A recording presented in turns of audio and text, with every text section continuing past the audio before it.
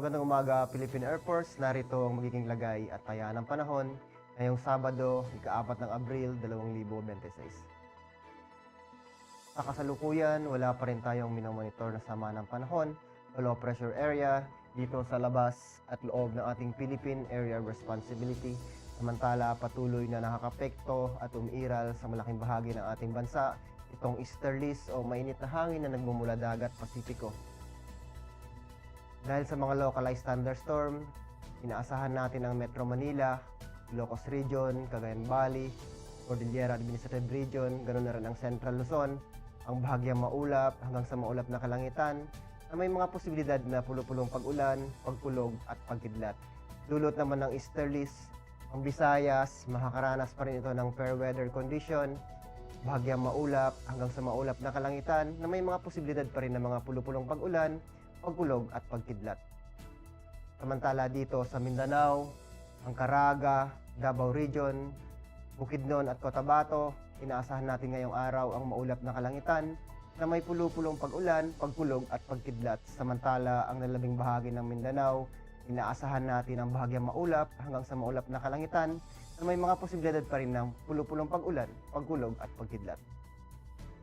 Or sa flight level wind chart, dito sa 2,500, ganoon na rin sa 5,000 feet, inaasahan pa rin natin ang bahagyang malakas na hangin na nagmumula timog silangan hanggang timog kanluran dito sa Luzon. Samantala dito sa Visayas at ganoon na rin sa Mindanao, inaasahan natin ang bahagyang malakas na hangin na nagmumula naman sa silangan.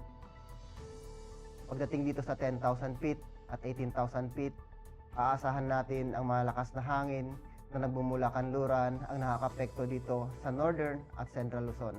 Samantala dito naman sa Visayas at Mindanao, aasahan natin ang hangin ay nagmumula silangan.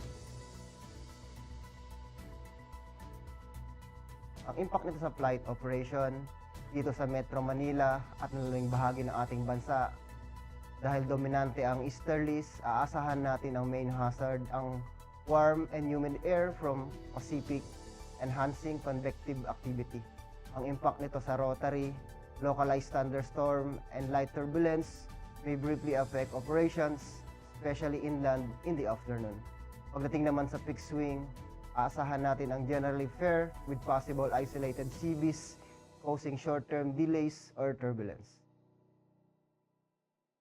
Ang araw ay sumikat kaninang 0550 at lulubog mamayang 1809. Meron tayong moon illumination na 94% decreasing.